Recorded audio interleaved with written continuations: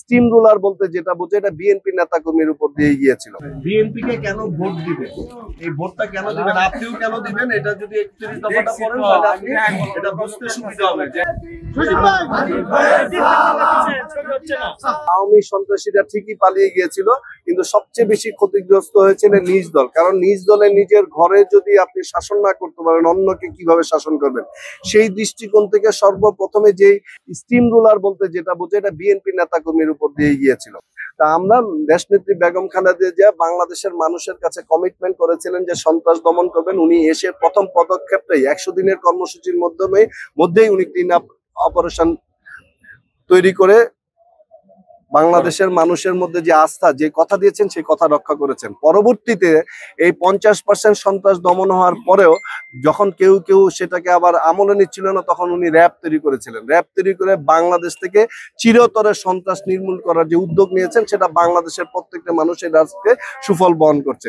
আমরা আসলে দেশনেত্রী বেগম খালেদা জিয়া বা বিএনপি যখনই কোনো কমিটমেন্ট করেছে জাতির সামনে, সেটা অবশ্যই সেটা পালন করছে। সেই উপর ভিত্তি করে আমরা বলতে চাই যে আগামী দিনে যে 31 দফা যেটা তারেক রহমান জাতির সামনে উপস্থাপন করেছেন, বাংলাদেশের মানুষ যদি ভোট দিয়ে জাতীয়তাবাদী দলকে রাষ্ট্রীয় ক্ষমতায় অধিষ্ঠিত হয়, 31 দফার প্রত্যেকটি দফাই বাংলাদেশে এই প্রতিষ্ঠিত করবে জনাব তারেক রহমান। এটা অলরেডি বাংলাদেশের মানুষ বিশ্বাস করে, আমরা তো বিশ্বাস করি।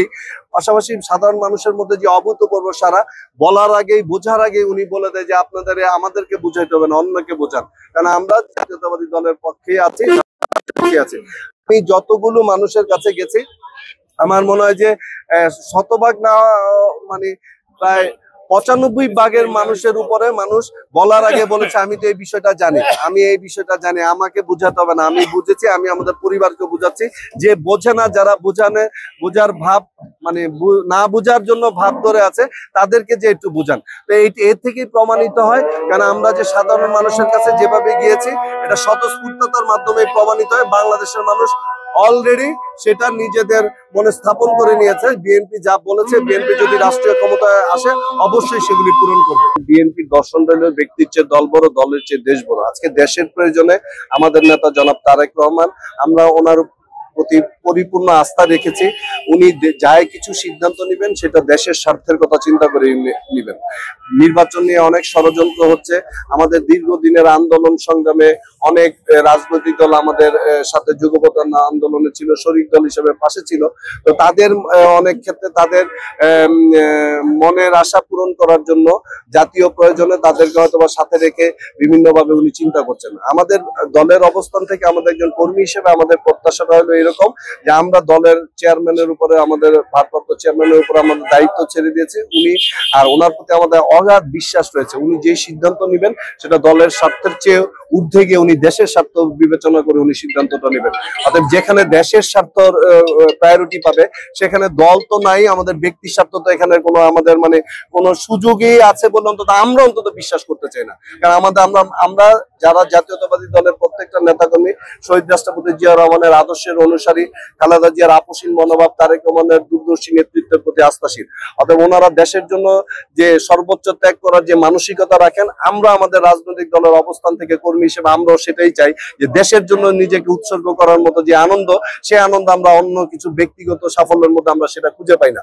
অতএব দেশের স্বার্থে যেহেতু উনি সিদ্ধান্ত নেবেন, সেই সিদ্ধান্তের প্রতি আমাদের সর্বোচ্চ পরিমাণ শ্রদ্ধা রয়েছে, আস্থা রয়েছে। উনি নিশ্চয়ই দেশের মঙ্গলের কথা চিন্তা করে যেহেতু সিদ্ধান্ত নেবেন, সেই সিদ্ধান্তের প্রতি আমাদের শতভাগ সমর্থন, বিশ্বাস, আস্থা রয়েছে। যেই কথাটি আরেকটি কথা বলতে চাই, অনেক নেতাকর্মী কাজ করেছেন, এটাও সত্য। দীর্ঘ 16-17 বছর অনেক মানুষ অনেক পরিশ্রম করেছে, অনেক নির্যাতন সহ্য করেছে, জেল জুলুম শিকার হয়েছে। আমরা প্রায় 9-10 বার উপরে জেল খেটেছি, রিমান্ড খেটেছি। এগুলি আসলে আমার মতো হাজারো নেতাকর্মী করেছে।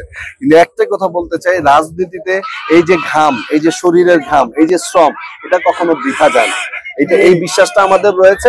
আপনি আপনার লক্ষ্য অনুযায়ী দলের জন্য কাজ করে যাবেন, দল অবশ্যই আপনাকে সময় অনুযায়ী, সময় উপযোগী আপনাকে মূল্যায়ন করবে, সেই বিশ্বাসটা আমাদের রয়েছে। আর আমাদের সবচেয়ে বড় সার্থকতাটা হলো এইরকম যে আমাদের নেত্রী যে নির্যাতনের শিকার হয়েছেন, যে কষ্ট স্বীকার করেছেন, আমাদের নেতা যে এই 17 বছর ধরে দেশের বাইরে রয়েছেন, ওনার এই ত্যাগ নির্যাতনের কাছে আমাদের নির্যাতন বা নিপীড়ন কষ্টটা আমাদের কাছে অনেক ছোট মনে হয়। তো এই জন্য ওনার প্রতি আমাদের আস্থা বিশ্বাসটা এত বেশি পরিমাণে, উনি যে সিদ্ধান্ত নেবেন সেই সিদ্ধান্ত মেনে নেওয়ার জন্য আমরা উদ্গ্রীব হয়ে আছি। উনি যাকেই দিবেন যেভাবেই বলবেন সেভাবে আমরা কাজ করব, সেটার জন্য আমরা একদম মানে মানসিকভাবে সর্বস্তভাবে প্রস্তুতি নিয়েছি। আমরা আমাদের দলের কাজটা ওই যে বললাম না যে 31 দফাটা আমরা মানুষের কাছে পৌঁছে দেওয়ার চেষ্টা করছি।